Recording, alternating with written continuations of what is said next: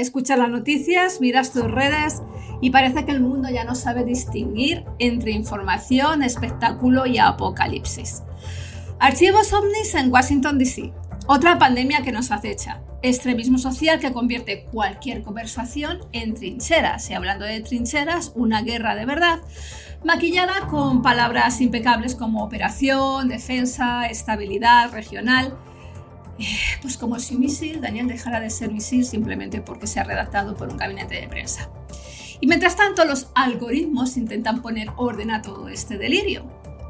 Y de paso convirtiendo todo esto en tendencia. Pero en medio de todo este ruido apareció una imagen hace unas semanas atrás que condensa el espíritu de nuestro tiempo.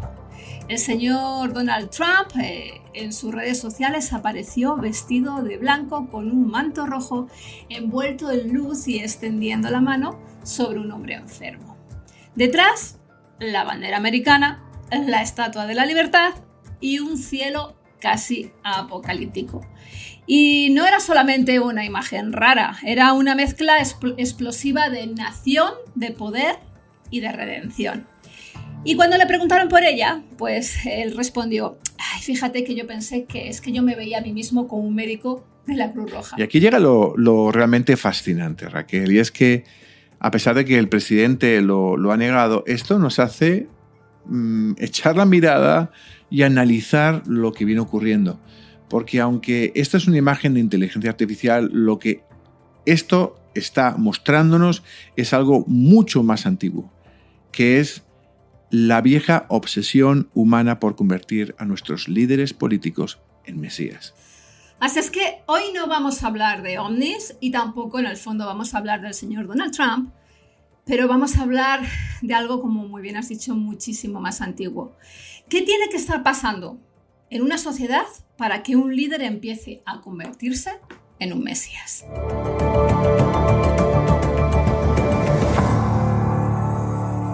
Pero seamos honestos, esto no empezó con una imagen hecha por inteligencia artificial ni por pues un líder político que le encanta llamar la atención. La idea de mirar a un líder político como si fuera un salvador, un elegido o incluso una figura providencial es casi tan antigua como la historia misma. Lo único nuevo aquí no es la tentación, sino la velocidad con la que ahora podemos construir un mito visualmente. Exacto.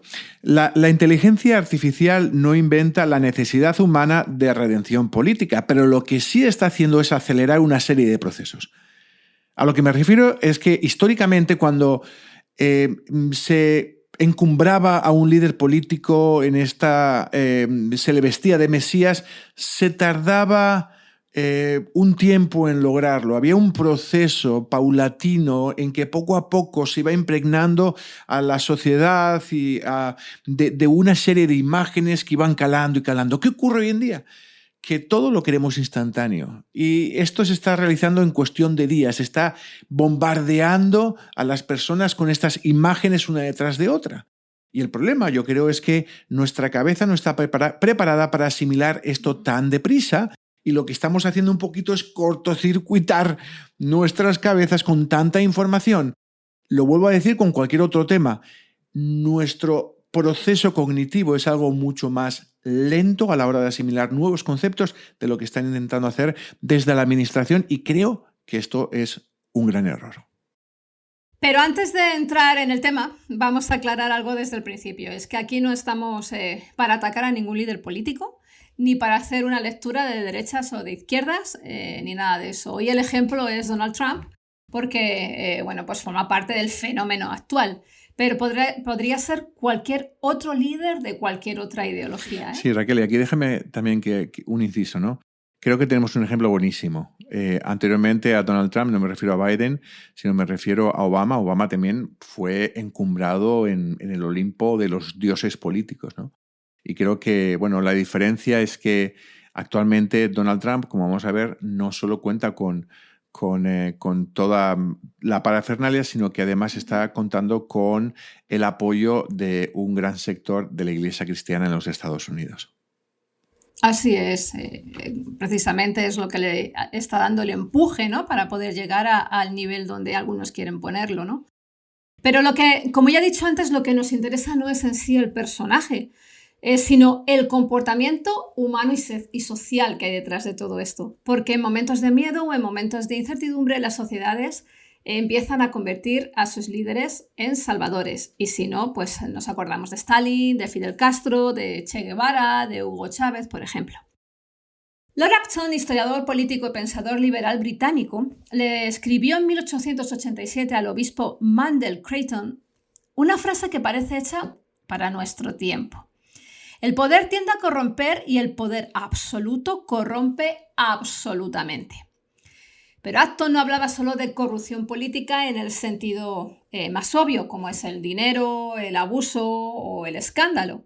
Hablaba de algo mucho más profundo, de lo que ocurre cuando el poder empieza a sentirse por encima de los demás, cuando deja de entenderse como servicio y comienza a proyectarse como destino, como superioridad o como una misión casi sagrada. Por eso, en esta misma carta, fijaos qué interesante, Acton advertía que los grandes hombres suelen ser peligrosos precisamente porque se les perdona demasiado. Incluso cuando no tienen autoridad formal, su influencia ya puede deformar la conciencia pública. Y cuando a esa influencia se le añade un poder real, pues obviamente el peligro aumenta. Porque el poder no solo cambia las decisiones de un líder, sino que también puede cambiar la forma en que este líder puede verse a sí mismo. Además, Daniel añade una segunda frase muchísimo más interesante, si es posible, ¿no? Pero sí, que es la siguiente: no hay peor herejía que pensar que el cargo santifica a quien lo ocupa. Y esto es tremendo porque dejamos de examinar a nuestros líderes y empezamos a revestirlos con una autoridad casi sagrada. Bueno, y yo te diría que sagrada directamente, que es lo que estamos viendo hoy en día. Y déjame repasar un poquito lo que ha pasado anteriormente en Estados Unidos, donde ha habido, al igual que en otros países, muchísima polarización política. Y yo creo que esto empezó o se acentuó con Barack Obama. A Barack Obama se le otorgó una vitola de santo político, como si fuera el salvador de la sociedad y el salvador del mundo. Date cuenta que incluso le dieron el Premio Nobel de la Paz cuando no llevaba ni 9 meses en el cargo de presidente de Estados Unidos. Así que básicamente se lo dieron por hacer absolutamente nada. Y que me perdonen los seguidores de Obama, pero aquí no vamos ni por la derecha ni por la izquierda. Y hablando de consagrar o de santificar a alguien, lo estamos viendo con la pastora Paula White, que es la directora del White House Faith Office. Una de las voces espirituales más cercana a Trump, no únicamente en esta legislatura, sino también en la legislatura anterior. Hace unos días comparó públicamente la historia de Trump o el testimonio de Trump con la de Jesucristo. Dijo: fuiste traicionado, arrestado y falsamente acusado. Es un patrón que nuestro Señor nos mostró. No solo se quedó ahí en que básicamente comparaba el testimonio de Trump con el de Jesucristo, lo cual me van a perdonar, pero es una verdadera herejía, sino que fue más allá. No solo lo encumbró, no solo como que lo santificó, no solo proyectó como que Trump es... lo que hace Trump y el testimonio de Trump y el camino de Trump es el camino de un verdadero Mesías, sino que dijo algo más. Decir no al presidente Trump sería decir no a Dios. Tela, ¿eh? Qué carga de control y espiritual, ¿no? Tiene estas frases, ¿no? Es súper potente, ¿no? Y bueno, yo creo que para cualquier cristiano, y yo llamo a que se despierten. Por favor, despertad, porque lo que se está haciendo y lo que esta mujer está haciendo es una verdadera herejía. Yo creo que es importante que veamos qué gente está rodeando también al presidente. No son una representación de la iglesia cristiana, son una representación de un sector de la iglesia evangélica que está muy involucrado en el evangelio de la prosperidad. Y que yo creo que sinceramente están viendo en esta coyuntura la forma de llenarse los bolsillos. al ser realmente una especie del el papa, ser los papas del presidente, al igual que había un papa que ungía a los reyes y los emperadores en la época feudal. Y creo que es hora de que despertemos y que demos un paso para atrás y empezamos a darnos cuenta de lo que está pasando. No, despertemos y usemos el discernimiento, porque cuando disentir de un presidente empieza a presentarse como disentir de Dios, entonces ya no estamos hablando de un liderazgo, estamos hablando de una teología del poder peligrosamente cercana a un culto idolátrico, ¿no? Y cuando un líder político empieza a ser leído con categoría de pasión, de sacrificio, de persecución mesiánica, pues la historia nos revela que estamos entrando en un terreno bastante peligroso. Fijaos, cuando Juan escribe Apocalipsis, pues precisamente no está inventando monstruos para asustar a la gente. Está escribiendo desde un mundo muchísimo más concreto, desde el Imperio Romano. Roma no se gobernaba solamente con leyes, ni con ejércitos o impuestos. También gobernaba con símbolos, con rituales, con propaganda y con culto imperial. De hecho, algunos emperadores fueron divinizados y Augusto pues, llegó a usar el título de Divi Filius, hijo del divinizado. Por eso, cuando los cristianos confesaban Jesús es Señor, es increíble porque no estaban diciendo solamente una frase espiritual bonita y real, sino que estaban afirmando que la autoridad última no pertenecía al César, ni siquiera pertenecía al imperio, ni a ningún poder o fuerza humana. Directamente pertenecía a Cristo. Y ahí, pues, Apocalipsis nos enseña algo profundamente actual, y es que el problema no es solo quién tiene el poder, sino ¿qué lugar empieza a ocupar ese poder en nuestra imaginación, en nuestra lealtad y hasta nuestra adoración?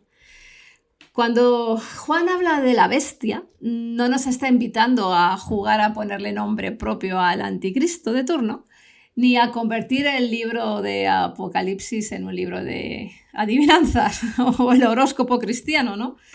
Nos está enseñando precisamente a discernir cuando un poder humano empieza a reclamar una lealtad que solo le pertenece a Dios. Y esto obviamente no significa, por supuesto, no significa negar la realidad bíblica del mal ni la seriedad del anticristo, ¿no? Al contrario, la Biblia habla del anticristo en varias dimensiones. Habla de una oposición al final del reino de Dios, sí, pero también habla de un espíritu que ya opera en la historia, de muchos anticristos, de poderes, de discursos, de sistemas que niegan a Cristo y buscan precisamente ocupar su lugar. Y por eso, si reducimos a una sola pregunta el ¿quién será el anticristo final?, podemos, Daniel, precisamente perder la advertencia más cercana del texto, que es la de aprender a reconocer cuando ese poder se está volviendo idolátrico aquí y ahora. A mí precisamente me ayudó mucho leer el libro, el comentario de Apocalipsis de Juan Stam, porque me sacó de esa lectura apocalíptica como un libro para estar viviendo asustados, ¿no? Porque Stam me hizo ver cómo el Apocalipsis pues precisamente no busca alimentar ese morbo escatológico, sino fomentar el discernimiento, precisamente. Aprender a reconocer cuando los poderes de este mundo empiezan a reclamar una lealtad que solo le pertenece a Dios. Aparte de ser un maravilloso libro de adoración al que está sentado en el trono. Es realmente fascinante, Raquel, lo que nos cuentas y nos hace abrir los ojos y reconocer que no hace falta esperar a grandes acontecimientos futuros, sino fijarnos en lo que está pasando hoy en día. Estamos mirando, como dicen aquellos, al más allá y nos estamos olvidando del más acá. Y el acá y ahora es lo que estamos pasando nosotros en primera persona en Estados Unidos y muchos cristianos también. Por eso yo creo que es importante situarnos en el lugar donde Dios nos ha llamado, no tanto en la esfera política, sino en la esfera social y la esfera moral en este país.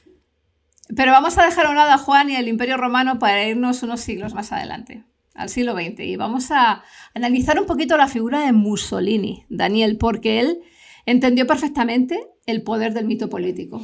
Y es muy interesante que hables de Mussolini, porque Mussolini fue el que creó el fascismo y Mussolini es la figura con la que se está comparando mucho a Donald Trump. Adelante, sigue. Fíjate que el historiador Piero Melograni señala que Mussolini llegó a verse a sí mismo como heredero, sino la encarnación de Augusto. Del emperador. Y si eso no fuera suficiente alcurnia, también se le consideraba el equivalente a Maquiavelo, Napoleón, Sócrates, Platón, Mazzini, Garibaldi, San Francisco de Asís, o sea, gran Garibaldi, o sea, ni me lo imagino, pero bueno. Y la propaganda fascista lo presentó prácticamente como todo a la vez: estadista, legislador, filósofo, genio universal, profeta, mesías, emisario de Dios e incluso portador del destino. Y fijaos la carga simbólica: imperio y religión, nación y redención, poder y fe. Todo esto fundido en una sola figura. Vamos, que si Mussolini hubiera tenido a ChatGPT para hacer imágenes y una red social propia, no quiero ni pensar lo que hubiera salido de ahí.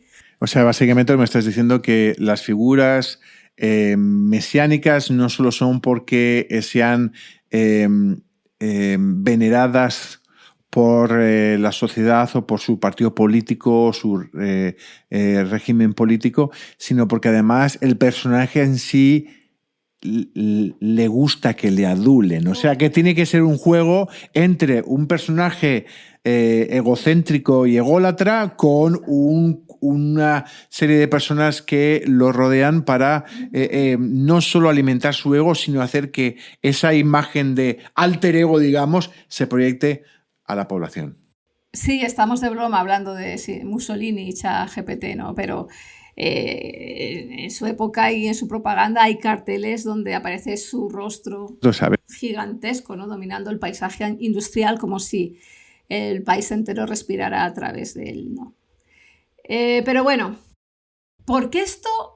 Y ahora que estamos hablando de Mussolini y hemos empezado a hablar de Trump, ¿por qué esto conecta con la imagen de Trump generada por la IA?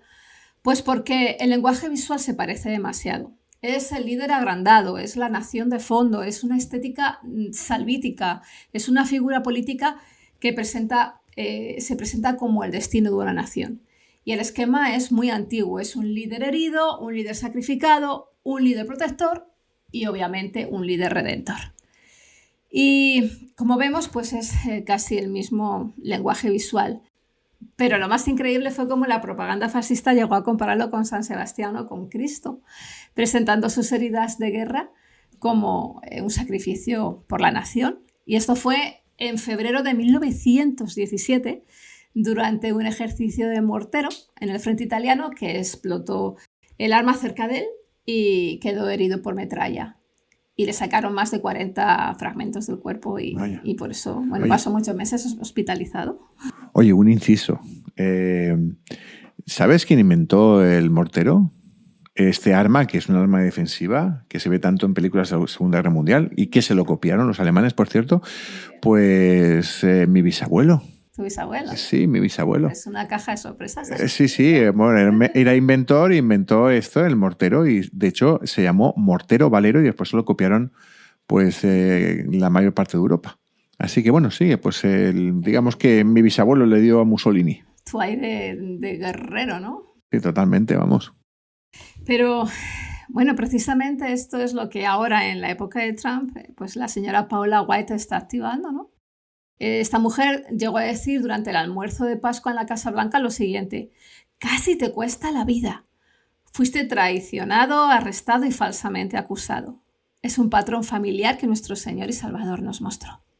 Y luego encima, Daniel, para colmo, remató con algo todavía muchísimo más fuerte: porque Él resucitó y tú te levantaste. Básicamente es el Espíritu Santo que resucitó a Jesús, a ti te ha medio resucitado.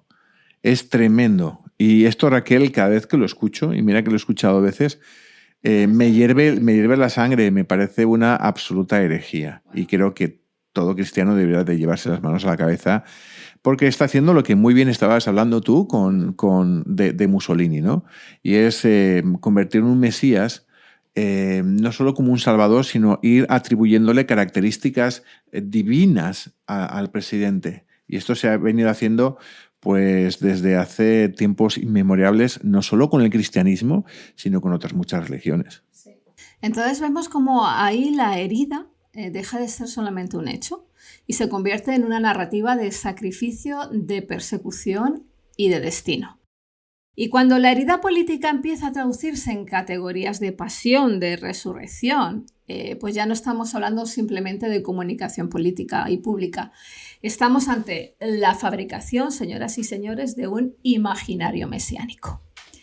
Y recordemos, pues hablando otra vez de Mussolini, pues que esa Italia de esa época era una sociedad herida por la posguerra. Una base religiosa profundamente arraigada y un líder presentado no solo como un gobernante, sino como un hombre destinado a restaurar el orden moral, civil y hasta espiritual.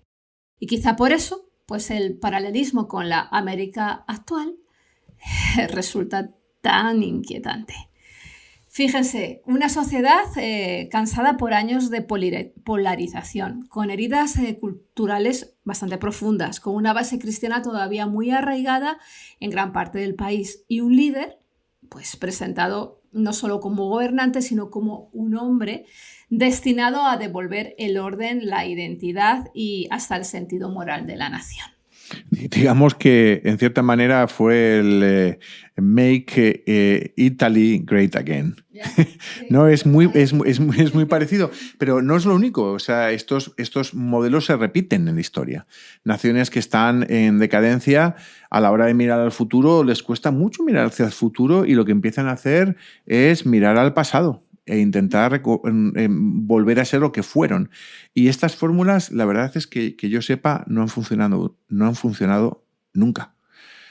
Históricamente, que yo sepa, y si no, que alguno de los oyentes me mande un mensaje a punto de encuentro grup@gmail.com y que me digan si saben de alguna vez que volver al pasado en un modelo político haya salido bien. Raquel, me parece muy acertado que hables de Mussolini. A Trump se le ha estado comparando mucho con Hitler. Creo que es injusto debido a todas las connotaciones de barbarie de la Alemania nazi que ni mucho menos estamos viendo en Estados Unidos, aunque sí estamos viendo rasgos de bastante crueldad.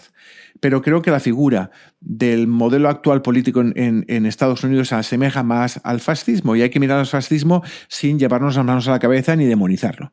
El fascismo es un sistema político igual que el socialismo, igual que el comunismo o que el capitalismo. ¿Que se ha probado ineficiente en el pasado? Sí. Pero realmente se parece mucho al modelo actual. De hecho, hay gente, incluso historiadores actuales como Franz Saenz, que apunta a que efectivamente la figura de Trump se asemeja más a Mussolini que a Hitler. Y déjame simplemente que defina un poquito lo que se conoce por fascismo. Es el fascismo de Benito Mussolini presentaba, al igual que está presentando el gobierno actual en Estados Unidos, propone un Estado fuerte y centralizado que subordina al individuo y a las minorías a favor del bien colectivo nacional. Eso lo estamos viendo en Estados Unidos. Un Estado que controla todos los poderes.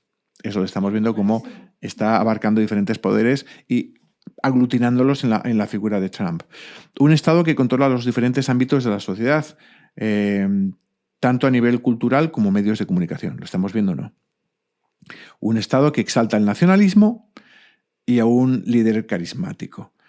Un Estado que persigue la unidad, rechazando, como os dicho antes, el pluralismo, la democracia liberal y el conflicto político abierto. Justifica incluso el uso de autoridad, propaganda y, en muchos casos, violencia para mantener el orden, eliminar la oposición y movilizar a la sociedad. Esto tiene que ver mucho con lo que está ocurriendo ahora con el Make America Great Again. Porque lo que está presentando Trump no es únicamente una promesa de gestión, es una narrativa emocional de restauración que está utilizando estos mecanismos y estos resortes para llevar a cabo un nuevo modelo político, una nueva forma de gobernar el fin último del movimiento actual de la administración Trump no es corregir, es cambiar la forma totalmente. Por eso recurre a lo que recurrió Mussolini, como lo que recurrió, no olvidemos, pasó también con Hitler, como miró hacia atrás, como una sociedad alemana que venía herida, había perdido la Primera Guerra Mundial, habían perdido territorio y estaban muy dañados. ¿Y qué hicieron? Pues ir para atrás, querer volver a recuperar lo que perdieron y buscar un culpable. Así que buscaron, igual que actualmente el movimiento MAGA, la idea de que hubo un tiempo mejor, un orden perdido, una identidad más fuerte, una nación más segura y que alguien podía devolver esto. En el caso de Alemania fue Hitler, en el caso de Estados Unidos es Donald Trump, en el caso de España fue Franco, sí, que incluso se hizo llamar el caudillo y que quiso recuperar también la idea de esa hispanidad que hizo a España el imperio el más grande que el mundo haya conocido, ¿no? Y todos estos lo que están buscando es esa nostalgia histórica.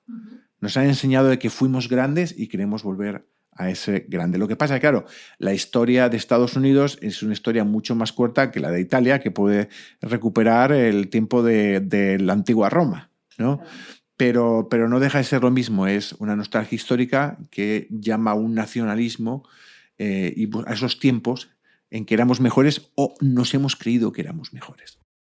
Entonces es muy parecido el esquema, ¿no?, que se ha sucedido en el siglo XX y actualmente con Trump, ¿no? Una Italia rota, querían volver a recuperar y volver a ser el imperio. Una Alemania humillada, pues querían volver a recuperar el orgullo. Y un Estados Unidos totalmente polarizado, pues quieren volver a recuperar la grandeza. Pero toda promesa de volver a ser grandes corre el riesgo de dejar de sonar a proyecto político, como he dicho anteriormente, y que empieza a sonar precisamente en una promesa de redención nacional. Pero, Daniel, vámonos al bloque de la ciencia, porque aunque pareciera que no hubiera algún tipo de equivalencia entre buscar mesías políticos y nuestro cerebro, es posible que algo esté pasando en nuestras neuronas para que toda una sociedad necesite buscar un salvador, sobre todo en un líder político, ¿no?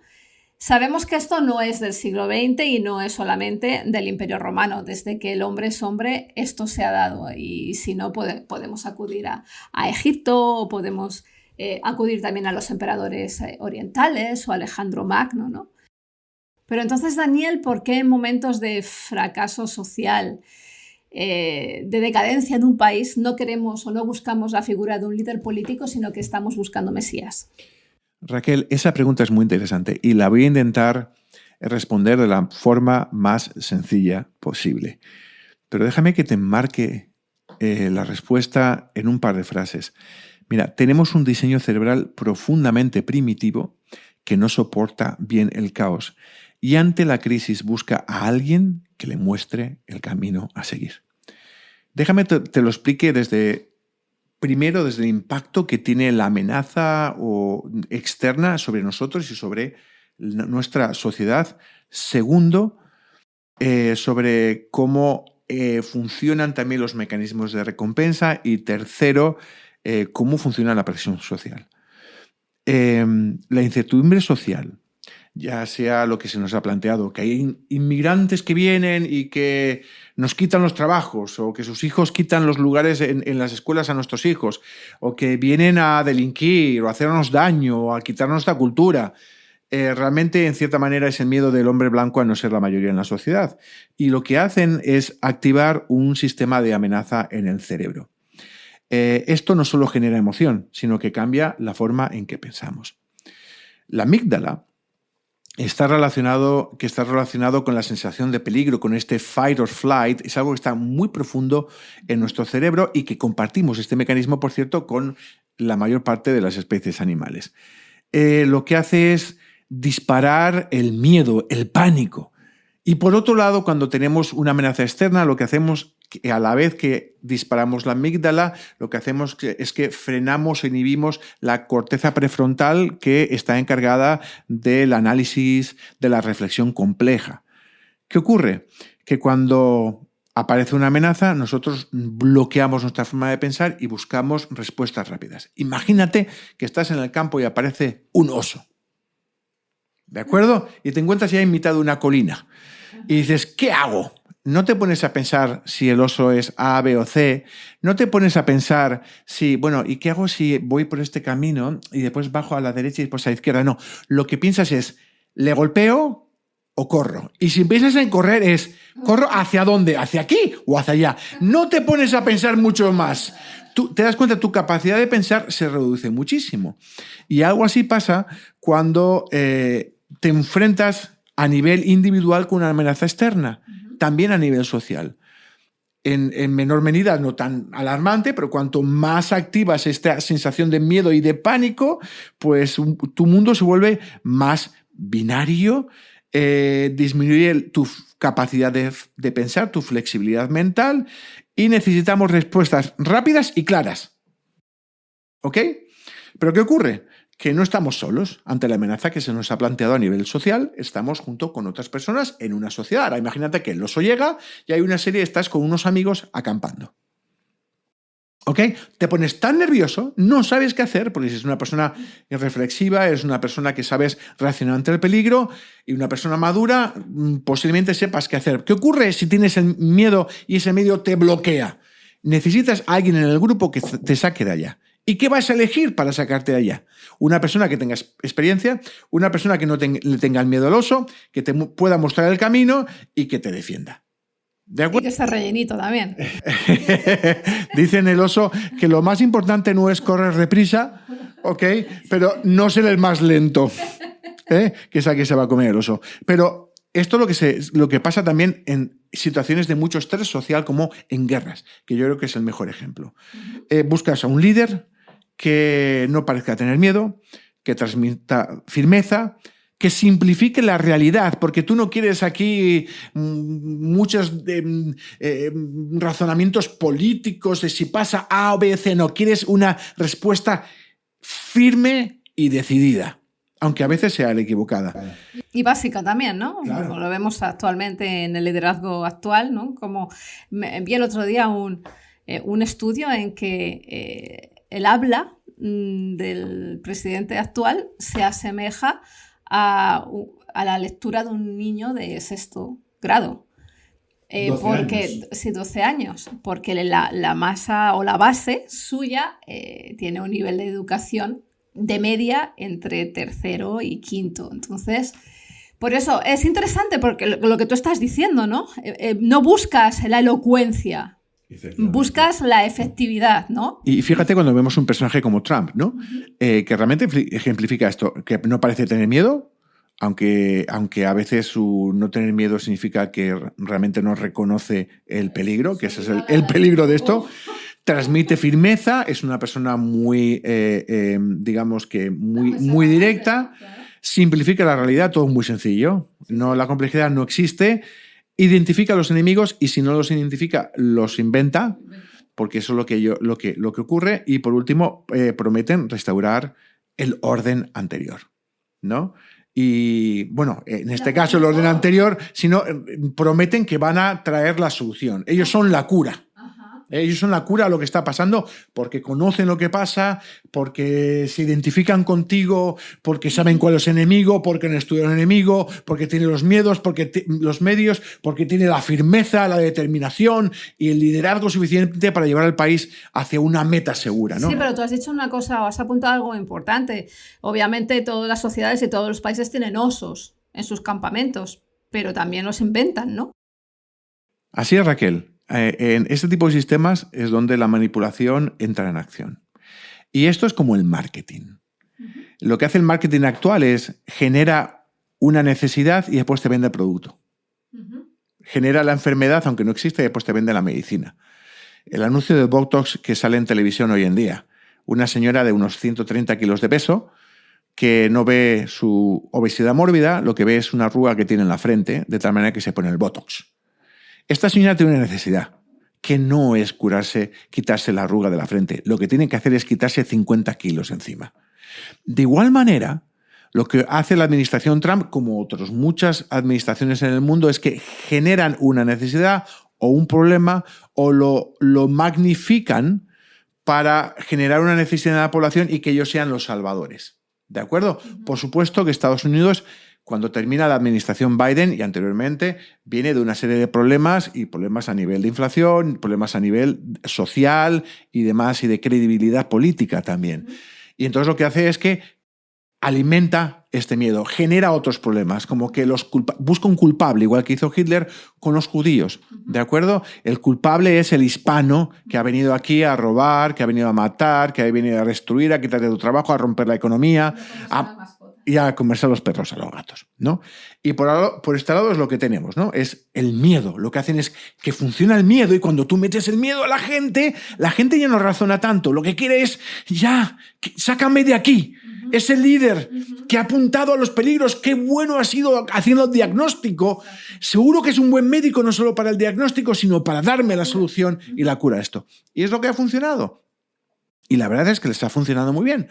Por otro lado, y estoy hablando de cómo esto es como marketing, están utilizando las redes sociales porque están constantemente, la administración Trump, y Trump hace muy bien como comunicador, es manejar los circuitos de recompensa. Pero es que la administración Trump realmente está funcionando como una red social. ¿Te das cuenta? Por eso sí, no, por eso tienen una. Claro, y está funcionando porque para ellos está funcionando muy bien la dopamina y los circuitos de recompensa.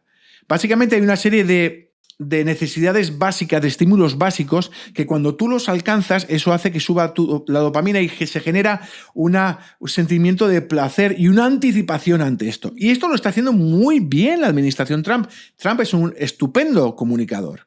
Y lo que están haciendo es incluso dar a conocer todo lo que pasa con redes sociales. Porque están convirtiendo a la gente un poquito adicta a estas pildoritas de dopamina o de emoción y de a ver qué me cuenta ahora. Saben de sobra que es su mejor medio, ¿no? Eso lo tienen muy claro, ¿no? Sí, y lo que están haciendo es activar en sus seguidores la expectativa, la anticipación, la esperanza, el sentido de propósito, la sensación de victoria y la pertenencia a una causa superior. Esto tiene que ver con los circuitos dopaminérgicos de recompensa del cerebro. En muchos casos, Raquel, lo importante no es la verdad, sino el impacto que tiene. Y hoy lo estamos viendo en redes sociales y en la administración Trump. Lo importante no es si dice la verdad o no. Lo importante es siempre traer algo nuevo y te cuenta la realidad, busca el momento en el cual sube la bolsa mucho o poco para hablar de la bolsa, pero no habla cuando baja.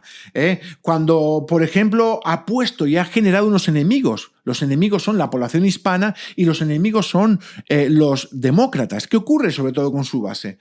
Lo que hace es alimentar ese sentimiento de odio hacia los enemigos. Ya ha generado sus enemigos.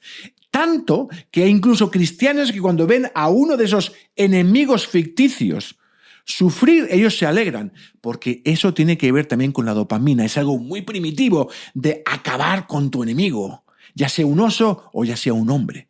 Y esto es lo que está haciendo. Cada vez que aparece un demócrata, un congresista o un senador que si es tirado al suelo y esposado, eso no genera un sentimiento en muchas personas, los seguidores de Trump, no genera un sentimiento de mal hecho. Lo que genera es un sentimiento de dale más duro porque es el enemigo.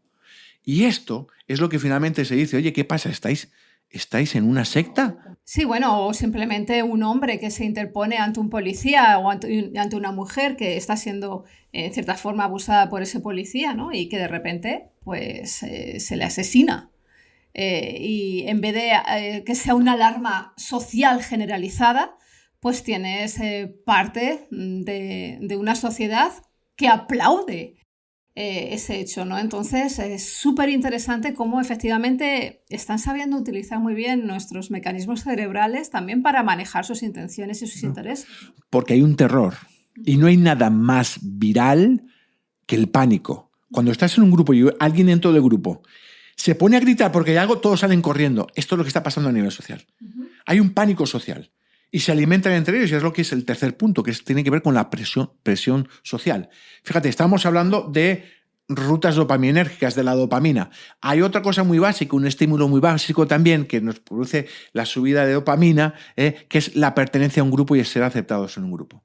Por eso, cuando estás dentro de un grupo o de unas bases, estar con personas que piensan como tú, que siguen al mismo líder, te hace sentir bien. Claro. Y eso es la base de cualquier secta. Cuando se genera una base, en las bases del grupo MAGA, todos piensan igual.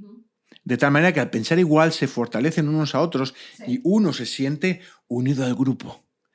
Pero en cierta forma también la persona deja de pensar y el grupo piensa por la persona. Y es un mecanismo que pasa en todo grupo social, que en el caso extremo es lo que pasa con la secta.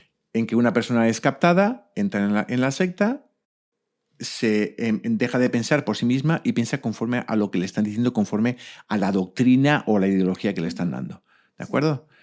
Pero no solo funciona el sentirte parte de un grupo, sino hay un mecanismo cerebral que se llama el Default Mode Network, que lo que hace es que cuando tú empiezas a pensar, entonces sales fuera de lo que es la doctrina del grupo, pero entonces te sientes mal.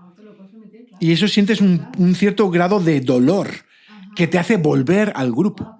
¿De acuerdo? Por eso es tan importante a la hora de generar un movimiento, generar unas bases fuertes, muy bien cohesionadas.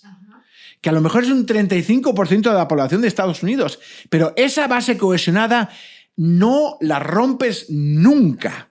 Muy difícilmente lo vas a hacer. Por eso cuando un líder encarna la identidad del grupo, su influencia se amplifica porque el cerebro integra su visión dentro del propio marco de significado. No solo sigues al líder porque es tu líder, sino porque también es la identidad de tu grupo en el cual estás cohesionado. ¿Te das cuenta? Por eso es tan importante, por un lado, el generar. Por eso es tan importante los 3 pasos que se cumplen en el movimiento MAGA. Uno es generar pánico, miedo, sentimiento de amenaza, de que hay un enemigo. Segundo, también alimentarles constantemente con noticias, con enfrentamientos, para que la dopamina los mantenga pues, en esa red social alimentada. Y por último, es generar una base en la cual, aunque uno deje de pensar, se vuelve rápidamente al redil. Y todo esto, Raquel, se magnifica cuando tú unges al líder. Cuando no solo tiene este poder, sino que además tú lo blindas con una doble coraza que es esta autoridad espiritual. Cuando un líder es presentado como ungido, deja de ser evaluado únicamente por sus resultados y pasa a interpretarse como parte de un orden moral superior. Da igual ya lo que haga, porque lo importante no son los resultados, sino lo importante es devolver la integridad moral a este país. Por eso hay tanto esfuerzo actualmente en que hay decisiones que no terminan de salir bien del presidente en anclarse muy fuerte a la clase religiosa y a la iglesia evangélica en especial. Pues una mezcla brutal, ¿no? De manipulación política y de manipulación espiritual. Es tremendo, ¿no? Pero claro, muy bien explicado y expuesto cómo funciona nuestro cerebro ante esa necesidad de un líder glorificado o subido a los altares en el momento de crisis, ¿no? Pero ¿qué está pasando ahora? Porque ahora todo esto está amplificado con la digitalidad, con la inteligencia artificial. Como hemos dicho al principio del programa, antes construir estos mitos llevaba tiempo. Hacía falta propaganda, cine, carteles, discursos, rituales, momentos pues cuidadosamente fabricados y poco a poco iban entrando, ¿no?, en la mentalidad social. Pero hoy basta simplemente una imagen creada por inteligencia artificial o un vídeo absurdo o algún algoritmo que está dispuesto a premiar esa dopamina barata, ¿no? Y ante todo esto tenemos millones de pantallas listas para convertir esto en una emoción compartida, ¿no? Porque el mito político ya no necesita décadas para construirse, a veces solo necesita una imagen, una frase, una reposteadita y una audiencia emocionalmente preparada para leerlo como salvación. Y aquí está lo importante. Esa imagen de Trump no solo provocó rechazo, la imagen del principio que hablábamos de Trump como Jesucristo, sino que también dejó al descubierto que en ciertos sectores de la población ya existe una sacralización previa al líder, ¿no? Por eso cuando después del rechazo público, Trump volvió a compartir una imagen suya en la que Jesucristo le estaba abrazando, el gesto decía mucho, no era de repente que quería arreglarlo con una imagen así bonita. Pero bueno, déjame un inciso aquí. La imagen, ok, pero no solo que no parecía que le estuviera abrazando Jesús. Bueno, pero esto no era solo provocación, era una forma de seguir alimentando un lenguaje simbólico que dentro de su ecosistema todavía está funcionando. Y funciona porque ofrece algo muy potente emocionalmente. Un líder perseguido, un líder elegido, un líder protegido por Dios y un líder que no solo representa una opción política, sino que es una causa casi sagrada. Y luego, pues llega la explicación, pero si era una broma, es que la gente no tiene sentido del humor, no era para tanto.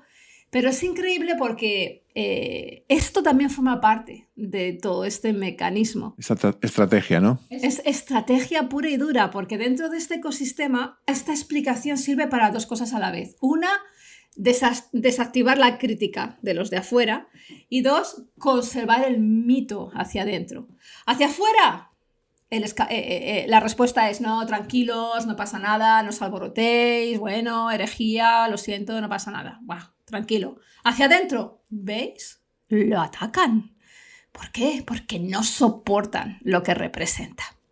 Y ahí, en todo esto, el algoritmo hace el resto, porque convierte el escándalo en circulación y la circulación en pertenencia y la pertenencia en una fe visual compartida. O sea, que aunque la imagen sea incorrecta, aunque la imagen sea tildada de mal, esto es una especie de imagen subliminal, pero ya no subliminal, algo que tú estás viendo, una imagen clara, ¿no? Antes se decía que te ponían imágenes subliminales muy cortitas en los anuncios para que tú comprases el producto. Ahora directamente te ponen la imagen que es totalmente atroz, estrambótica, pero aún así te deja el pozo de relacionar a Trump con Cristo. Exacto.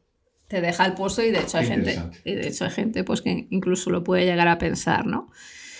Pero lo que hemos dicho, ¿no? Antes hacía falta décadas de propaganda, pero ahora basta con un feed que premie la emoción correcta. Así es que recuerden, la repetición algorítmica convierte la atención en fe visual compartida. Y es muy interesante porque, pues el señor Donald Trump utiliza esta herramienta, la de hacer estos vídeos, que se llama, compartir estos vídeos, la IA Slop, que son ese conjunto de imágenes generadas, pero que son de mala calidad, pero que se convierten en una especie de fast food para los algoritmos. Y lo que no busca, obviamente, es informar, para nada, sino busca la reacción, convirtiendo símbolos complejos en paquetes emocionales instantáneos.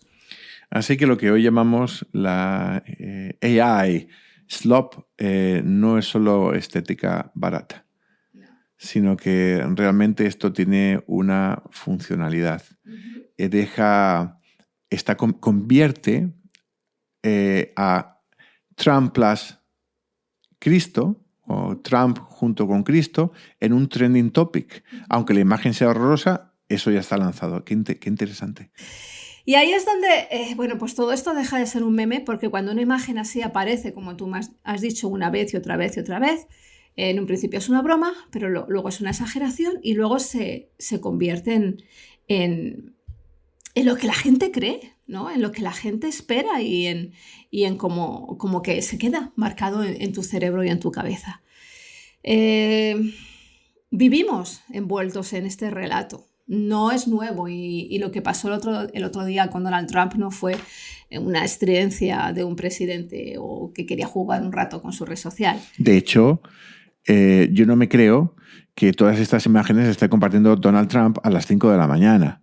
Y sabemos que Donald Trump tiene todo un equipo de marketing que está llevando su red social. O sea, que a veces pensamos que ha sido Trump y algunas supongo que sí, pero otras yo creo que son decisión de su equipo. Lo que pasa es que, claro, cuando dejas estas decisiones en manos de un equipo a lo mejor de adolescentes, no sé quién será que lo está haciendo, no sé. Adolescentes, yo creo que lo tienen todo esto bien programadito. Sí, no sé, pero yo veo que cometen muchas equivocaciones. Muchísimas equivocaciones y al final genera tanto revuelo y tanto problema que sí, hacen una unión, pero esta imagen se han pasado 4 calles y ha tenido su repercusión también entre cristianos. Entonces, por eso es lo que decíamos al principio, ¿no? Es que van muy deprisa, es que van muy profundo, es que no tienen filtro y esto cuando se hace de una manera mucho más pausada.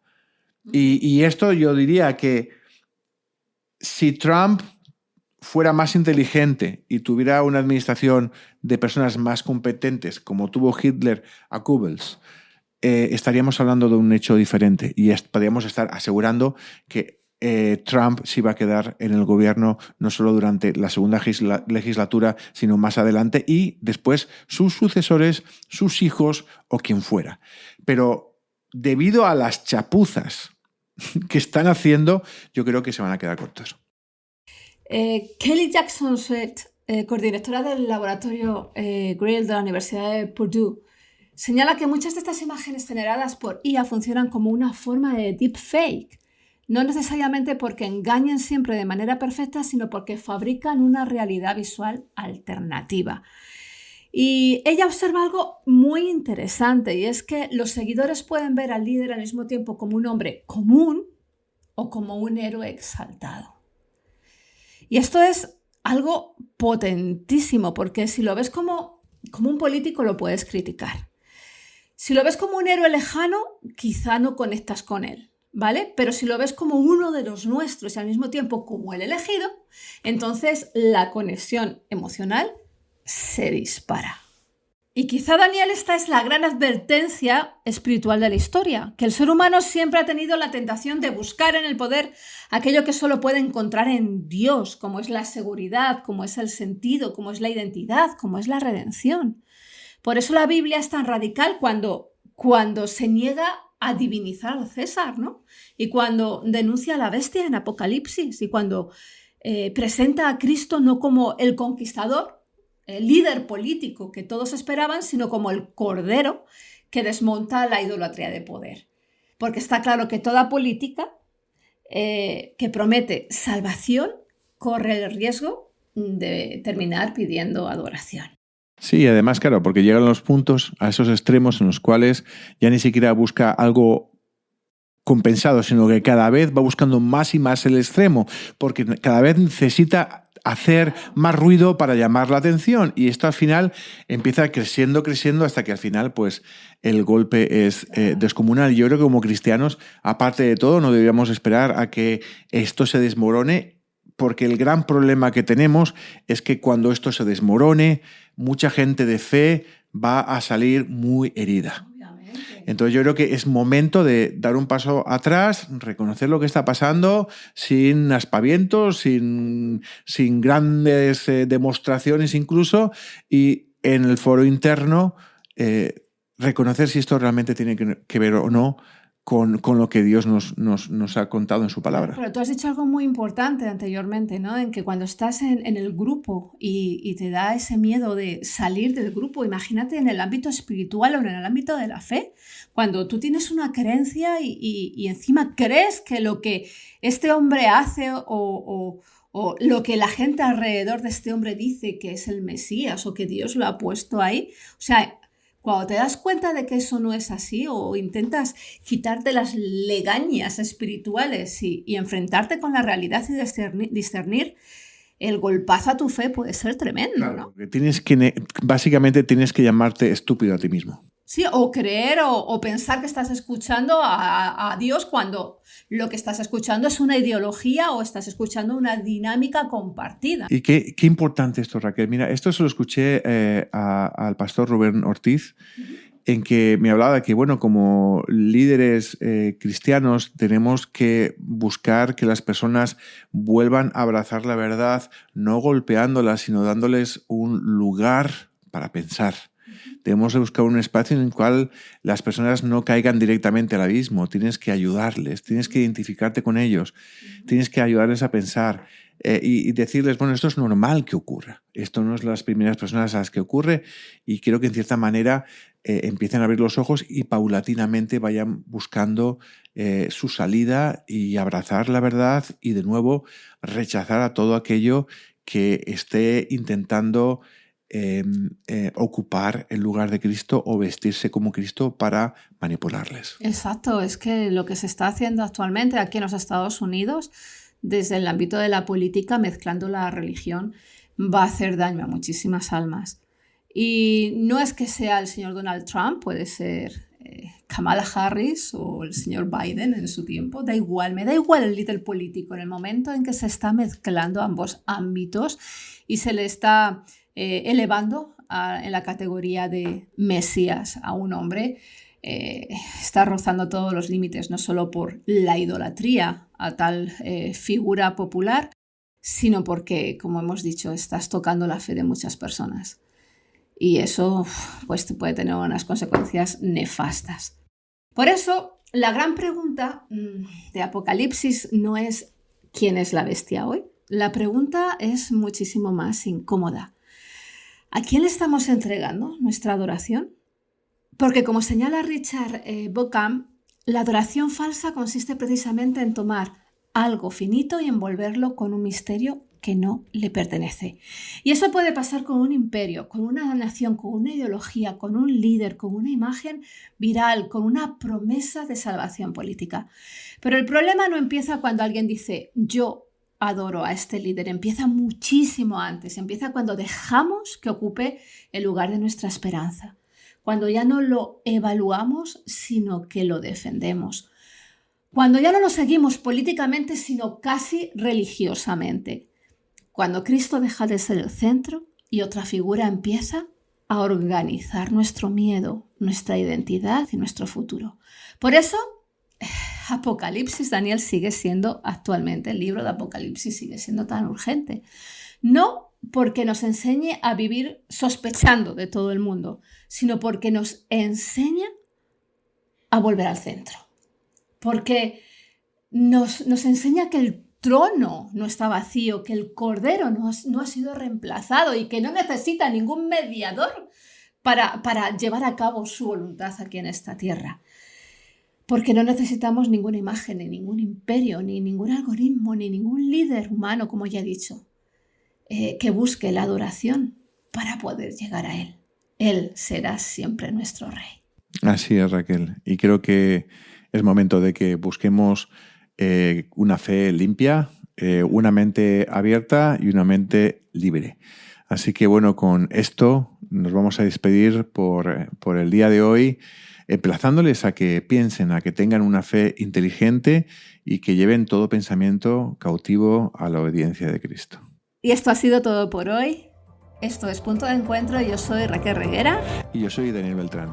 Bendiciones y hasta pronto.